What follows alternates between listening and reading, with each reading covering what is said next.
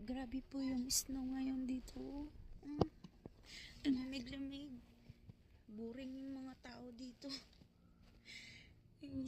Grabing experience ko. I need to breathe. Boring dito. Wala kang kaibigan. Lang kausap. Tapos naglaro na ako ng online casino game, yung Playtime PH, gumana dito sa US. Yung ibang wala, natalo na naman ako. Dati yung laki-laki ng talo ako sa Pilipinas. Yung WG slot, tapos Tin Jelly, yung Okada online, yan. Tapos Casino Plus, Bingo Plus. Grabe, mabot din ng million, 10 million ngayon sa WG slot na mga VIP record ko dun, mga talo. Tapos kunti lang yung mga nawi-withdraw ko, 50k, 30k, 20k.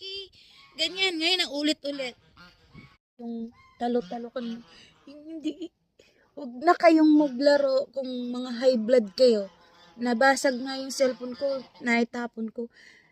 Alam mo naman sa Pilipinas, maraming nanghihingi ng pamasko. Oh, naubos tuloy yung pera ko. Akala ko mag-win pa ako. So, sad experience. Ang hirap dito sa Pilipinas sa lamig. Kakasakit yung mga tao ko ngayon. Kakaano ko lang sa lagnat. Sa lamig-lamig. Tingnan mo yung ginawa ko. And the snow. Wala eh. Oh my goodness, Lord. Wala na tuloy akong pera. Naubos na yung pera ko, natalo. Sa labas, balik na ako sa loob. Guys, wag na talaga kayo maglaro ng online game, casino, slot, mga ganyan. Wag na kayong magpa-addict dyan. Please. Kung kaya nyong walain, easy money nga siya, pero but if you losing more money than winning, it's not worth it to play. I'm telling you. Like just what happened to me today.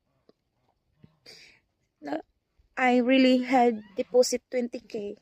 Tapos yung bet ko is yung Horde game yung nilalaro ko. Na-addict ako dun sa Horde game. Because it's grabe, 400 na yung bet ko. Walang scatter, walang tama.